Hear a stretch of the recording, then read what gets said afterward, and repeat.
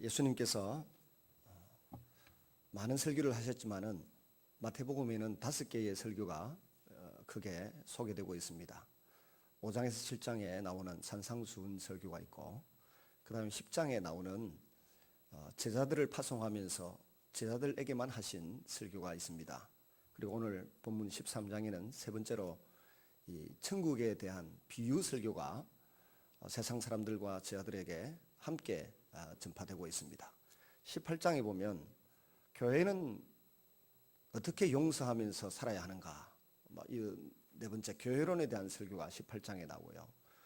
그 다음 23장에서부터 25장까지 마지막 시대, 종말론 시대에 어떻게 처신하면서 주님을 기다리고 살 것인가에 대한 설교가 5개 이렇게 나옵니다. 그 중에 오늘 세 번째 천국에 대해서 주님의 비유로 설명하시는 그런 설교인데요. 갈릴리 지역은 바람이 호수에서 산 쪽으로 부는 시간이 있고, 바다에서 그 다음에 그 산 쪽에서 바다 쪽으로 내려부는 그런 바람이 있습니다. 근데 산상수훈이나 오늘 이 천국 비유에 대한 설교를 하실 때는 그 바다 쪽에서, 갈릴리 호수 쪽에서 헐몬산을 바라보면서 지금 바람이 불고 있는 것입니다.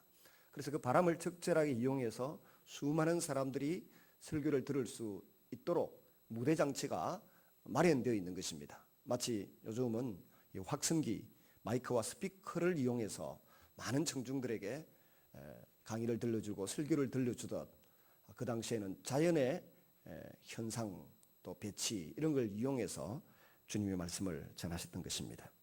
오늘도 바닷가에 주님이 한 배를 띄우고 그 배에 앉아서 해변에 이렇게 둘러서 있는 언덕에 둘러서 앉거나 서서 바라보는 사람들에게 설교를 하고 계시는 것입니다. 그것이 약 7가지의 비유로 천국에 대해서 소개하고 있는 그런 장면입니다. 첫 번째 나오는 이 비유는 여러분이 읽어보면 제가 볼 때는 대부분 이해가 되는 말씀입니다. 씨 뿌리는 자는 하나님 자신입니다. 하나님 자신이 씨는 말씀인데, 하나님 자신이 말씀의 씨를 온 세상의 사람들에게 뿌려 놓았는데, 그 온 세상에 있는 사람들의 마음밭이 어떠한가에 따라서 그 말씀의 씨가 열매를 맺거나 맺지 못하거나 그렇게 구분된다라고 하는 것을 분명히 말씀하고 계십니다. 비유로 말씀하시는 이유는 어떤 사람은 들어서 알게 될 것이지만은 어떤 사람은 깨닫지도 못하고 그냥 망하게 되고 지옥에 갈 수밖에 없다, 그런 목적이 내포되어 있다고 말씀하십니다. 우리에게 중요한 것은 주님은 끊임없이 자기 종들을 통해서 말씀의 씨앗을 온 세상에 뿌리십니다. 그런데 말씀을 받는 사람들의 입장에서 내 마음밭이 길가와 같은 마음밭이 될 것인가, 가시덤불과 같은 마음밭이 될 것인가, 돌짝 자갈이 많이 있는 그런 마음밭이 될 것인가, 아니면 옥토와 같은 마음밭이 되어서 100배, 60배, 30배의 결실을 맺게 될 것인가, 그 부분에 대하여 진지하게 생각을 해 보셔야 됩니다. 마음이라고 하는 것이 얼마나 중요한지 모릅니다. 마음 먹기대로 말이 나오고 마음 먹기대로 생각이 진행됩니다. 그래서 마음을 하나님 보시기에 아름답게 가꾸기 위해서 힘쓰고 위해서는 이 노력을 끊임없이 해야 됩니다. 지난 주간에 어느 제 조카가 교회를 다니는데 자기 아빠 듣는데 제 아내가 질문하더라고. 아무것이야, 너 교회 다니니까 무슨 유익이 있냐 그렇게 물으니까 이 아들이 고등학교 3학년인데 대답하기를 그 장례식장에 밤에 이제 조객들이 다 안 오는 시간에 제 아내가 물으니까 이 조카가 자기 아버지 듣는데 그렇게 이야기를 하더라고. 교회를 가니까 주기적으로 내 마음을 돌아보고 반성할 수 있는 기회가 되어서 너무 참 좋다, 그런 거예요. 여러분, 교회는 쉽게 말하면 그거 위해서 오는 곳이지 내 돈이나 지식이나 외모나 차나 옷이나 배경을 자랑하기 위해서 오는 것이 아니에요. 그 어린아이 말처럼 내 마음을 하나님 앞에서 자꾸 돌아보고 반성하는 가운데 마음을 아름답게 예쁘게 가꾸어서 옥토 같은 마음을 만드는 것입니다. 그러면 그 옥토와 같은 마음밭에는 하나님의 말씀이 잘 뿌려지고 떨어져서 자꾸 결실을 맺는 것입니다. 그 결실을 맺으면 하나님 보실 때에도 기가 막힌 인물이 되지만 이 세상에서도 나름대로 주님이 쓰실 만한 좋은 인물이 되고 좋은 일꾼이 되고 나중에 보면 모든 사람들이 부러워할 만한 그런 사람이 되게 되어 있는 것입니다. 그래서 오늘도 우리가 이 말씀을 보세요. 내 마음밭이 길가인가 아니면 돌짝밭인가 아니면 가시떨기 밭인가. 정말 한 말씀 한 말씀을 내 마음에 담고 가꾸어서 그 말씀이 내 인격화되고 내 꿈이 되고 내 삶이 되고 나의 언어가 되도록 그렇게 만들어 가야 될 줄로 믿습니다. 전인격적으로 하나님 말씀이 내 생각을 지배하고 내 감정을 지배하고 내 마음을 지배할 때 우리는 하나님의 백성으로서 손색 없는 삶을 살아갈 수 있게 되고 열매를 맺게 될 것입니다. 우리에게 다 자기 세상에서 배운 생각도 있고 내 마음에 일어나는 분노와 여러 가지 미움의 감정들, 서운한 감정들이 다 있어요. 근데 그걸 어떻게 극복하고 이기냐는 겁니다. 하나님 말씀이 가르쳐 주시는 지침과 방침과 말씀의 감동력, 생명력을 가지고 그 세상적인 마음과 욕심과 미움과 정오 또 계산과 꿈 이걸 내려놓고 하나님 말씀을 붙드는 거죠. 그렇게 해서 천국 백성으로 점점 자라가게 되는 것입니다. 성장해 가게 되는 겁니다. 그래서 이 7가지 비유를 보면 천국의 현재성도 나타나고요. 천국의 미래성도 나타나고요. 천국의 점진적인 성장 과정도 나타납니다.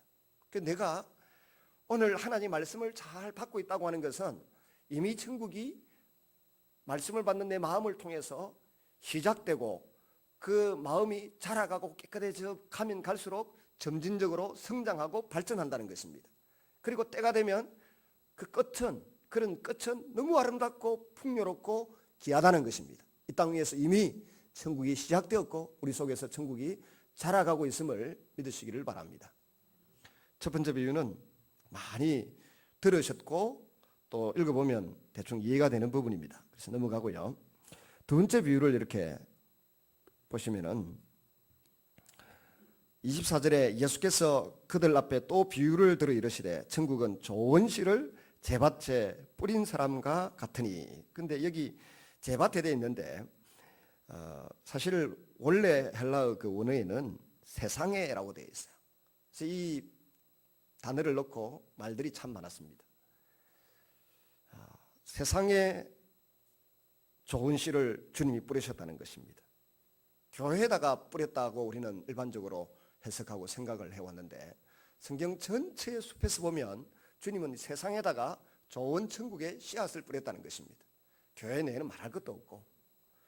근데 그 천국의 씨앗을 뿌릴 때에 종들이 잤습니다. 25절에 보면 사람들이 잘 때에 게으름 피우고 부자리를 박차고 일어나지 못하고 자기 할 일을 하지 않고 있을 때에 잘 때에 참 이 말씀을 여러분 주목해서 생각해 보시기 바랍니다. 특별히 목회자가 교회 리더가 되는 직분자들이 혹은 교사들이 혹은 목자들이 자기 일을 하지 않고 잘 때에 누가 왔어요?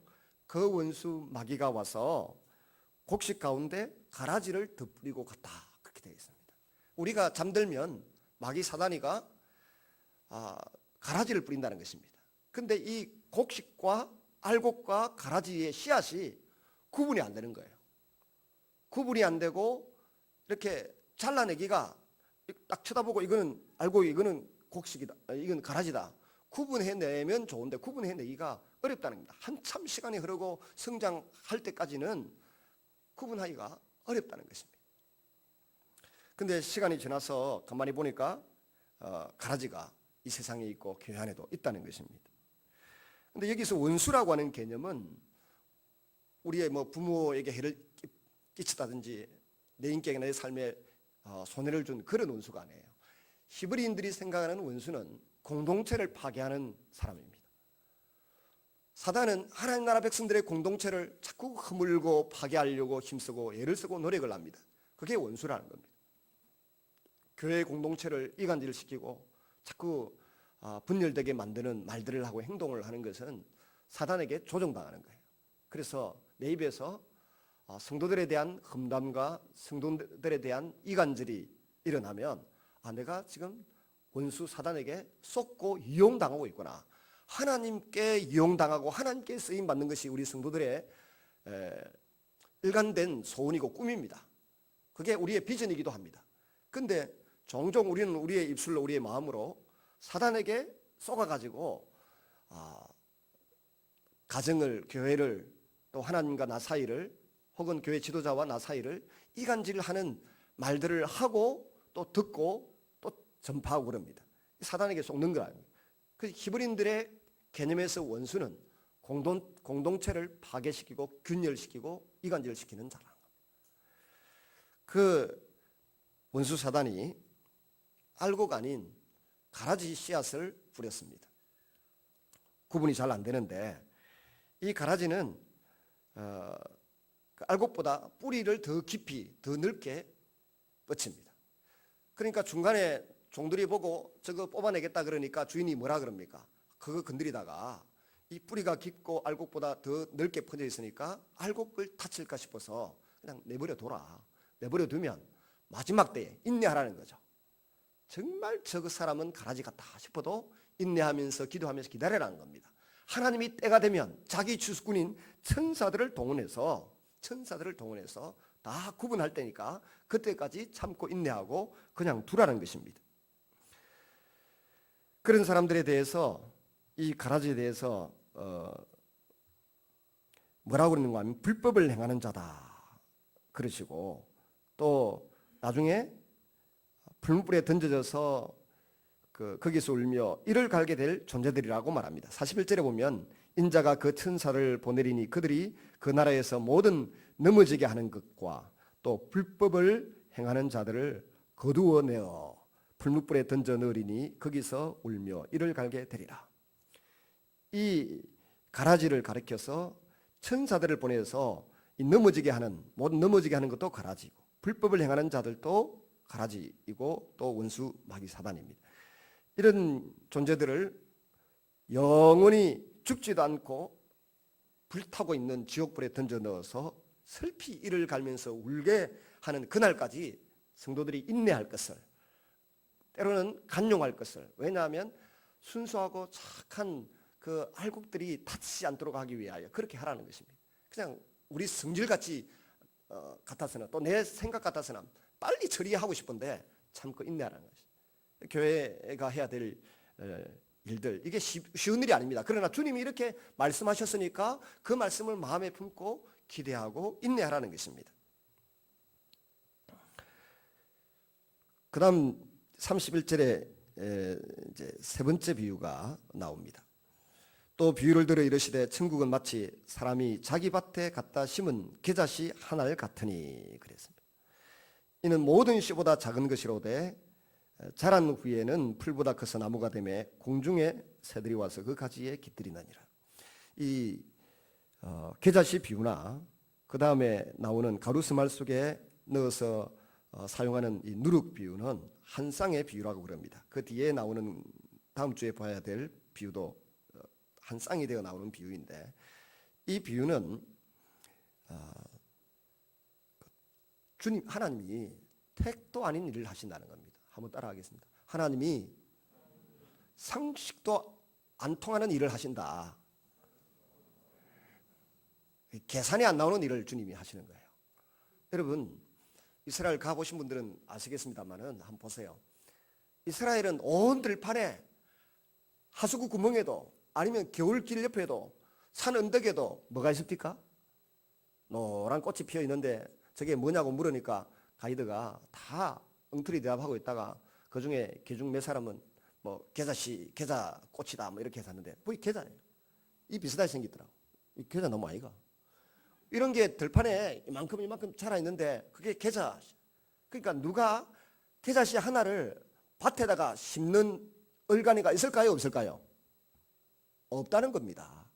겨자씨는 야생초로 이스라엘 온 들판에 그냥 이렇게 퍼지고 물기가 있는 곳에 퍼져 있는데 그걸 왜 하나를 가지고 자기 밭에다가, 그 귀중한 밭에다가 하나를 왜 심냐고. 택도 아닌 일을 하는 거예요. 계산도 안 되고 상식도 안 되는 일을, 그건 일이야, 짓이라는데, 그런 짓을 누가 벌린다고요? 하나님이 하신다는 겁니다. 하나님은 우리가 볼 때 정말 상식 이하의 일을 하시는 거예요. 우리가 볼 때 계산 이하의 일을 하시는 것입니다. 말씀을 듣지 못할 사람, 말씀 듣고 변화되지도 않을 것 같은 사람, 그 말씀대로 열매도 맺지 않을 것 같은 사람을 천국 백성으로 삼으시기 위하여 자신의 하나님 나라의 씨앗을 그에게 뿌리신다는 것입니다. 남들이 볼 때에는 가라지 같고, 우리가 볼 때에는 저거 별로 돈이 안 될 것 같고 교회가 안 될 것 같은 그런 곳에다가 말씀을 뿌리고 교회를 세우고 선교를 하고 하는, 우리가 볼 때 도무지 이해가 안 되는 일을 하시는 분이라는 것입니다. 여러분 아시는 것처럼 제 부친이 한 10년 전부터 교회를 이제 다니셨습니다. 근데 아버지가 신앙이 있는지 없는지 이게 판단하기가 참 어렵더라고요. 근데 동생들이나 또 제 눈에 볼 때 믿음은 없는데 교회는 왜 저리 열심히 가시는지, 교회 가보니까 놀이터고 노인대학의 놀이터이고 또 주일마다 교회는 거의 빠진 적이 없더라고요. 그래서 저는 이제 그걸 잘 몰랐는데 돌아가시고 난 이후에 제가 동생들한테 유품을 다 정리하라 그랬더니 일기책이 나온 거예요. 하루도 안 빠지고 일기를, 쓰러지는 날까지 9월 27일인가 8일인가 쓰러지는 날까지 하루도 안 빠지고 일기를 3줄, 어떤 데는 1페이지 이렇게 다 쓰셨는데 그 일기에 아버지의 신앙 상태가 전부 나와 있더라고요. 어머니가 돌아가실 무렵에 그 하나님께 드린 간절한 기도, 나는 우리 아버지가 무지막지하게 어머니를 괴롭히고 난폭하게 대하고 힘들게만 하는 분으로 알고 있어요. 그래서 나는 절대로 우리 아버지처럼 안 할 거다. 그래가지고 이를 악물었는데 본 게 뭐 그밖에 없는데 뭐 잘 됩니까? 네. 근데 그 일기장에 아버지가 하나님 앞에 드린 기도의 내용에는 가만히 보면 자기 아내 되는 제 어머니를 얼마나 사랑했던지 살려달라고 매달리고 했던 그 내용이 가만히 보니까 눈물이 나더라. 그리고 그걸 보는 순간 막 은혜가 되기 시작하더라. 또 어떤 다 그 일기를 읽어본 사람 중에 누구는 그 아버지에 대한 원망, 뭐 부끄럽다 이런 거 보더만 제 눈에는 감사하고 좋은 것만 계속 보이더라고. 신앙 고백들. 그래서 이제 어머니 세상 떠나시고 난 이후에 최근에 일기 내용에는 가만히 보니까 아버지를 괴롭힌 사람들이 있더라고요. 와서 아버지 배워 살겠다 하고 안 오고 자꾸 돈 요구하는 사람들, 또 친구들 중에 뭐 경로당에서 혹은 교회가 버스를 안 보내줘가지고 교회 옮겨야 되겠다 뭐 이런 이야기 쭉 나오는데 그 괴롭힌 사람들을 위한 기도가 있더라고요. 제가 그거 보고 깜짝 놀랐어요. 괴롭힌 사람들을 하나님이 어떻게 하든지 저 마음을 변화시키고 인격적으로 변화시켜갖고 사람답게 살게 해주세요. 예수님 이런 거 기도합니다. 그런 게 나오더라고요.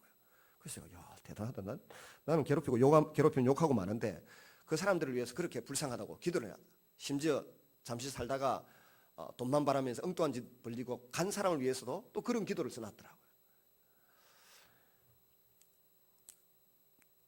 저는 제 일기를 누가 읽어보면 정직하게 다 써놓으면 나중에 험담하겠다 싶어서 일기를 잘 안 썼는데 아버지 일기 써난 걸 보니까 일기 써야 되겠다 싶더라고요. 근데 그런 감사한 내용들도 있지만 제가 그 속에서 안타까움을 느낀 부분이 하나 있어요. 아버지의 신앙 상태에 대해서. 천국에 대한 소망이라든지 천국에 대한 꿈이라든지 뭐 하늘나라의 상을 받겠다든지 그런 마음을 갖고 이렇게 쓴 기도문이 별로 아직 발견을 못했어요. 계속 그거 찾느라고 제가 계속 뒤지고 있는데 다른 동생들은 뭐 돈 어디에 꼬불치 놓은 거 찾느라고 제가 들여다보나 이렇게 생각하는 것 같은데 저는 아버지가 천국에 대해서 어떻게 표현을 하고 어떻게 기도를 했는가를 찾느라고 계속 뒤지고 몇 년치 일기를 계속 들여다보는 거예요. 여러분 우리의 신앙생활의 핵심은 천국입니다. 이 땅 위에서 어떻게 사는 것이 아니고 천국이에요. 마태복음 23장도 마태복음이 처음에는 장수가 없는 거잖아요. 절도 없는 거예요. 근데 10세기, 9세기 말에 어느 신부님이 장과 절을 나누어 놓았습니다만은 이 분량 28장의 제일 중심 부분에 나오는 게 13장이에요. 전체 분위기도 그렇습니다만은 최근에 히브리인들이 글을 쓸 때 어떻게 쓰는가에 대해서 연구를 한 결과 히브리인들은 글을 쓸 때 항상 중요한 글을 쓸 때는 교차 대조법이라는 걸 사용한다는 겁니다. 이렇게 제일 중심되는 내용은 이 가운데 딱 쓰고 이 중심되는 시편에 전부 그렇게 돼 있어요. 교차 대꾸법이라는 게 있는데 이 중심적인 내용을 중심으로 이쪽으로 하나 쓰고 이쪽으로 하나 쓰는 거예요. 딱 중심 주제를 잡아놓고 A 다시 B 다시 C 다시 D 다시 이렇게 쫙 나오는 거예요. 지금 마태복음 13장은 이 교차 대조법에 의해서 제일 중심 내용이 되어 있어요. 그리고 앞에 11장과 12장은 하나님 나라가 전파되어도 그 말씀을 듣지 않는 자들에 대한 이야기가 나오고 이 14장 15장에 대해서는 하나님 나라의 말씀을 듣고도 믿지 않는 자들에 대한 저주와 심판이 나오고요. 쫙쫙 대조하고 있어요. 그래서 제일 중심되는 천국에 대하여 13장이 이야기하고 있습니다. 우리의 신앙생활에도 가장 중요한 것은 천국이에요. 하나님 나라를 꿈꾸고 그 하나님 나라 백성으로서 자라가고 성장하는 것이 귀한데 거기에 대한 이해와 믿음의 고백이 없다고 하면 곤란합니다. 계자씨를 보십시오. 이 계자씨가 택도 아니게 들판에 막 널린 건데 이거를 물기 있는 곳에 다 널려 있는데 귀한 밭에다가 그거를 뿌린다고 하는 것은 인간의 계산으로는 이해가 되지 않는 그런 일을 하나님이 하신다는 것입니다. 하나님 나라를 확장하기 위해서. 그러고 오면 우리가 토요 저녁에 치유 집회를 한다. 계산상으로 답이 잘 안 나옵니다. 근데 누군가는 도움을 받고 돌아갑니다. 선교사들에게 밑빠진 독에 물 붓기처럼 돈을 지원하고 제공하고 또 사람을 키워서 그곳에 보냅니다. 세상 사람들의 기준으로 볼 때는 돈이 안 되고 답이 안 나오는 겁니다. 그런데도 뻔히 알면서도 교회들이 목회자들이 그 후원을 그렇게 합니다. 적은 게 아니에요. 이번에도 러시아에 가보니까 제 친구는 자기 후원 계좌 마이너스 1억 가까이 돼 있는데도 불구하고 끊임없이 교회를 세우고 다른 선교사들은 좀 편하게 살던데 이 친구는 뭐 집차 러시아제 집차 되지도 않는 러시아에 뭐 차 같은 게 있나요? 탱크 비슷한 집차를 가지고 아침부터 토요일 저녁 주일까지 나가서 노가다는 거예요. 집 짓고 세우고 교회 세우고 하는 거. 계속 노가 전화도 안 받아. 카카오톡 해도 잘 받지도 않고 짜다가 답이 오고 하는데 그 답이 안 나오는 일을 왜 하냐고 지금 우리 교단 어른들이 선교사들을 후원하고 돕는 큰 교회 지도자 니는 왜 그렇게 하냐고. 근데 이 친구는 답이 안 나오는 일을 자기 사명인 줄 알고 하고 있어요. 교회를 한두 개 세워놓은 것도 아니고 그것도 돈만 가져가는 게 아니라 쭉 노가다를 해가면서 교회를 세우고 뭐 그렇게 하는 겁니다. 한 번 갈 때마다 3시간 4시간 걸리는 교회에다가 교회를 세워놓고 또 집 돌아왔다가 또 가고 오고 답이 안 나오는 일을 하나님이 그분을 통해서 그런 일을 하시는가 봐요. 마치 택도 아니게 밭에다가 계자씨 하나를 심듯이. 여러분 우리가 믿음 생활을 하면서 하나님 말씀 때문에 세상 사람들이 볼 때는 답이 안 나오는 일을 합니다. 애쓰고 힘써서 번 소득의 물질을 우리가 헌금으로 드리는 것 외에도 교회를 위해서 전 교회당을 세우고 또 전도를 위해서 뭐 병원을 세우고 전도를 위해서 학교를 세우는 일에 전 재산을 내어놓거나 기독 인재를 양성하기 위해서 자기 그 재산을 장학기금으로 내어놓거나 하는 그런 일들이 벌어지는 거예요. 자식들에게 주지 왜 그렇게 하나? 그런데 그게 하나님께서 하나님 나라를 확장하고 키워가는 법칙이라는 것입니다. 이것을 전제로 해서 그 다음에 계자씨는 가만히 보세요. 시작은 눈에 보이지도 않는 조그만 씨앗입니다. 깨알 아시죠? 깨알보다 더 작아요. 우리는 깨알만큼 작은 겁니다. 깨알보다 더 얇고 얍실하고 적은. 천국의 씨앗이 뿌려질 때는 미미한 출발이 미미하다는 것입니다. 근데 나중에 결과는 이 계자씨는 채소 같아 보이지만 나무라 그러는데 나무라고 부르는 이유는 키가 1년 만에 2m, 3m로 자라니까. 제가 기장에서 전도사 시절에 그 계자씨 나무를 우리 목사님이 성지순례 갔다 와서 하단에 뿌려놨다. 일기도 다른데 그게 정말 1년 만에 2m 이상 크더라고요. 뿌려놨는데 그냥 나중에 보니까 진짜 새가 와서 앉아 놀더라고요. 그걸 보면서 야 진짜 그러네. 자란다는 것입니다. 미미한 것으로 시작하고 천국은 처음에는 미미한 작은 것으로 시작합니다. 계산이 안 되고 택도 아닌 것을 시작하는 겁니다. 근데 그게 자란다는 것입니다.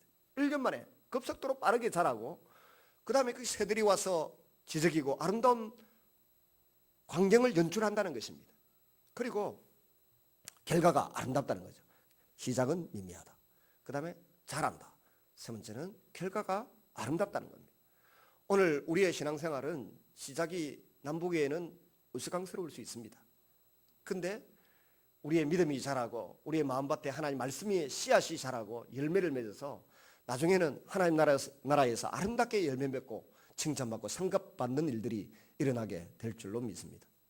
그것을 위해서 말씀의 씨앗을 마음에 많이 받고 그 말씀으로 자기를 잘 단장하고 길러내면 하나님 보시기에 반듯한 일꾼이 되고 반듯하게 쓰임받는 자녀가 되게 될 줄로 믿습니다. 그 다음 마지막으로 33절입니다. 또 비유로 말씀하시되 천국은 마치 여자가 가루 스말 속에 갖다 넣어 전부 부풀게 한 누룩과 같으니라 그랬습니다. 밥 아카데미의 장재일 목사님이 이 말씀을 해석하면서 그래놨더라고요. 예수님이 이 비유를 하셨을 때 듣고 있던 모든 사람들이 하하하 호호 즐겁게 웃었을 것이다. 이유는 역시 겨자씨를 밭에다 뿌리지 않는 것처럼 이런 일을 하는 사람은 없다는 것입니다. 가루스말이면 제법 많은 양인데 그 양에다가 누룩을 집어넣어 가지고 부풀려고 하는 어리석은 행동을 하는 사람은 아무도 없다는 겁니다. 누룩이 발효되는 데까지는 3, 4일이 걸린대요. 3, 4일이 걸리는데 가루스말 속에다가 누룩 넣어가지고 그걸 발효시키는 것은 거의 불가능에 가깝고 그런 일을 시도하는 아주머니는 없다. 부인은 없다. 요리사도 없다. 그런데 하나님은 이 계산도 나오지 않고 택도 아닌 일을 하신다는 겁니다. 그러니까 사람들이 처음에는 웃었다는 것입니다. 근데 나중에 보니까 결과가 뭡니까? 전부 누룩을 넣어서 전부 부풀게 했다는 겁니다. 부풀게 했다. 시작도 가루스말에 비하면 누룩의 양은 적습니다. 근데 시간이 지나고 나니까 안 될 것 같은데 안 될 것 같은 그것이 일이 진행되고 이루어져서 결과가 나오는데 누룩이 다 발효되어서 이 밀가루가 만들어졌다는 것입니다. 하나님 나라는 그런 것이라는 것입니다.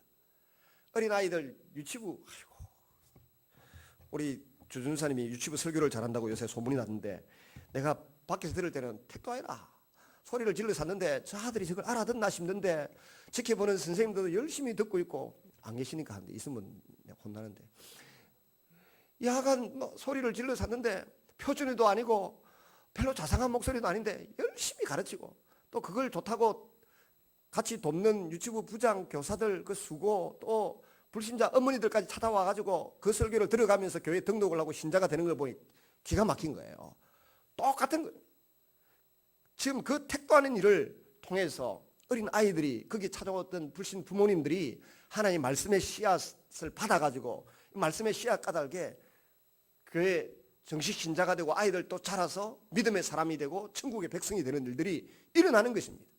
그래서 우리가 하나님의 일이라고 할 때는 내 계산하고 내 생각하고 상식을 가지고 하려고 하면 안 돼요. 하나님이 어떤 사람의 마음속에다가 하나님 자신의 뜨겁고도 간절한 소원을 심어가지고 하나님의 나라를 전파하고 영혼들을 구원하고 교회를 세우겠다고 하는 데는 주님의 특별한 간섭이 있고 능력이 있는 줄로 믿으시기를 바랍니다.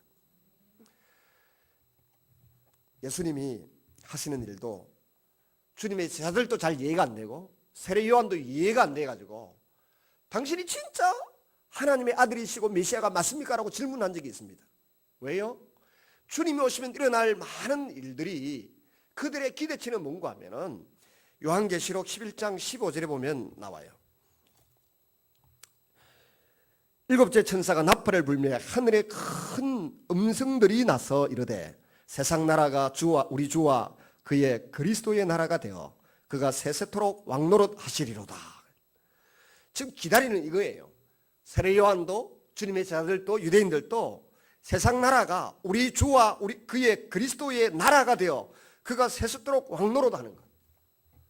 로마 제국을 무너뜨린 강대한 정치, 군사, 경제적인 강대한 나라를 만들어서 주님이 영원토록 왕노릇하는 그 나라를 꿈꾸고 기다리고 있는데 주님은 오셔가지고 하시는 일이 뭐예요? 문비나 만나고 고쳐주고, 기머거리 귀 열어주고, 벙어리 입 열어주고, 안전병이 일으키고, 이런 소외되고 약한 사람, 세상 사람들이 이목을 끌지 못하고 오히려 경원 대상인 사람만 만나서 말씀을 전하고 택도 아닌 일을 하는 거예요. 그러니까 진짜 당신이 하나님의 아들이시고 다시 오실 메시아 그분이 맞습니까? 라고 질문을 한 겁니다. 그런 모습을 안 보여주니까. 근데 주님은 오히려 자신이 십자가에서 죽어 주시고 다시 부활하시고 성령을 주심으로 말미암아 결국은 그리스도가 온 세상에 왕이 되시고 다스리는 주가 되셨고, 장차 주님이 다시 오실 그때에는 이 요한계시록 11장 15절에 나온 것처럼 온 세상이 주와 그리스도의 나라가 되어서 세세토록 왕노릇하는 날이 일어날 줄로 믿습니다. 그 이야기를 주님이 하시니까 처음에 잘 이해가 안 되는 것입니다. 말씀을 맺습니다. 우리 눈에는 하나님 나라가 잘 보이지 않고, 또 목회자가 하고 구역장이 하고 교사가 하고 교회 성도들이 섬기는 모든 것들이 참 이해가 되지 않는 일들이 많이 있어요. 근데 그 속에 하나님의 씨앗이 있고 하나님 나라의 씨앗이 있다는 것입니다. 택도 아니고 계산이 안 나오는 곳에 투자하고 헌신하고 낭비하는 것 같아 보입니다. 그런데 주님은 그 시작이 미미한 것에서부터 하나님 나라가 성장하게 하시고 얼마 지나지 않아서 급속도로 그 열매가 맺히도록 만드시는 분이라는 것입니다. 오늘 우리에게 기대하는 말은 주님이 우리가 마음밭을 옥초와 같이 만들어서 그 말씀의 씨앗, 하나님의 말씀의 씨앗을 잘 받아들이고 키우고 양육해서 하나님 나라에서 열매 맺는 백성이 되기를 원하십니다. 눈에 보이는 것만 전부가 아니에요. 저도 제 부친이 눈에 보이는 모습으로는 천국 가시겠나, 의식을 잃어갈 쯤 되었을 때 일주일 동안 제 아내가 계속 저한테 오늘 가거든. 제 아내는 목사 같고 저는 진짜 아무것도 아니더라고. 계속 아버지한테 구원의 확신이 있는지 천국 갈 자신이 있는지 그거 확인하라는 거예요. 저는 한 번도 안 했어요. 왜냐하면 돌아가실 거라고는 한 번도 생각을 안 했기 때문에. 적어도 한 3, 4년 뒤에 돌아가실 줄 알았지, 제가 출석 전날 아버지 모습을 딱 보고는 이거 3, 4년밖에 못 사시겠네 이 걱정을 했어요. 우리 동생들한테도 그렇게 이야기를 했는데 우리 동생은 아버지 10년 이상 더 삽니다. 걱정하지 마세요. 근데 일기를 보니까 쓰러지기 전에 벌써 일주일 전부터 몸이 아프셨더라고. 말씀은 안 하시는데 나는 저도 참 무식했어요. 아버지도 보니까 한 달 전에, 한 달도 되기 한 2, 3주 전에도 뇌경색이 뭔가에 대해서 강의를 들으셨더군요. 그 강의를 듣고도 본인에게 일어나는 몸의 현상이 뇌경색의 전조라고 하는 것을 느끼지를 못하셨던가 봐요. 그러니까 맨날 머리에 피나 뽑고 뭐 약 드시고 이렇게 하시는데 보니까 엠팔이 일주일 전부터 자꾸 저려온다 써놨더라고. 그러면 저한테 그 이야기를 했어도 제가 뭐 알아챌 수가 없어요. 제 팔이 저려오면 목디스크가 있는가 보네. 아버지 발 뻗어보세요. 손잡고 목디스크 고쳐가지고 이 팔 좀 펴지고 이랬을 거라. 근데 이게 나중에 보니까 혈관이 이 고기를 많이 드셔가지고 혈관이 이렇게 막혀가면서 피가 잘 안 통하니까 이게 혈관에 문제가 생긴. 제가 저녁에 누구한테 확인해 보고 그러더라고. 한쪽에 동맥이 다른 것보다 약해가지고 여기 늘 저리다는 거예요. 그래서 깜짝 놀랐어요. 목디스크만 가지고 팔이 저리는 게 아니다. 혈관이 한쪽이 좁아져 팔이 저리고 다리가 저리는 것이다. 그래도 우리 아버지가 제가 볼 때 우리 성막교회 성도들보다는 훨씬 낫더라고. 신앙생활을 하시기. 그 장례식장에 구역장이 왔더라고. 구역장한테 우리 아버지가 정이 많아서 밥도 사주고 했을 건데요. 그래 제가 이야기를 했거든. 그랬더니 우리 교회 구역 식구들 가운데 구역장하고 구역 식구들한테 밥 사준 사람 손 들어보세요. 한 끼라도 나가서 해 사준 사람들 없잖아. 우리 아버지가 훨씬 낫다니까. 아버지가 정이 많고 사랑이 많아서 아마 좀 했을 건데요. 그러니까 아닌 게 아니라 하루는 구역장하고 구역 식구들 한테 몽땅 모여라 해가지고 다 모아가지고는 횟집으로 가고 회를 사가지고 돈 좀 아끼려고 고은으로 가자. 해를 사가지고 고은으로 모시고 가서 다 대접했다는 거예요. 제가 참 아버지답다. 제가 파하고 있던 아버지 그대로예요. 여러분들 구역장들, 구역 식구들 한 번쯤은 그래 해보시기를 바랍니다. 그래서 여러분 하늘나라 가시고 난 이후에 우리 구역 누구 아무것이가 우리 구역장 구역 식구들 저 해 사가지고 떠가지고 뒤에 대방공원에 가지고 해 사먹겠다 그런 이야기하면 자식들이 기분이 좋고 허무하지 않겠어요? 감사하고. 눈에 보이기는 신앙도 없어 보이던 아버지가 남겨놓은 일기장이라든지 구역 식구들에게 보여줬던 모습이라든지 여러분도 입간에 몇 대인가 뭐 할 때 보셨잖아요. 자식들은 아무도 울지 않는데 노인대학에 도우미들하고 그 교인들은 울어 사는 거 보셨잖아요. 저도 깜짝 놀랐어요. 그래서 혼자 좀 우는 척 하려 해도 눈물이 나야 말이지. 적어도 우리 성도들 가운데 누가 세상을 떠나게 되면 그 구역에 속했던 성도들이 함께 신앙생활했던 성도들이 눈물을 좀 흘릴 수 있도록 성도들에게 감동을 주시고 사실 주기를 바랍니다. 제가 괜히 좀 자뻑하는 것 같은데 눈에 보이는 믿음은 없어 보여도 내면 속에는 다 믿음이 있고 주님을 향한 고백이 있고 그런 성도들이 될 수 있기를 바랍니다. 시작도 미미해도 점점 자라고 그래서 아름답게 열매 맺어서 그리스도와 함께 영원토록 왕노릇 하는 천국 백성으로 사시는 성도님 되시기를 주의 이름으로 축원합니다. 우리 같이 한번 통성으로 한번 기도하겠습니다. 주님, 우리도 천국을 마음에 품고 사는 주의 백성들이 되게 하여 주옵소서. 우리 자녀들에게 유산을 물려주는 것도 중요하지만 믿음을 물려주고 신앙을 물려주는 그런 그리스도인들이 될 수 있게 해달라고 우리의 믿음의 고백이 있고 삶이 있고 은혜가 있도록 다 같이 한번 통성으로 기도하겠습니다.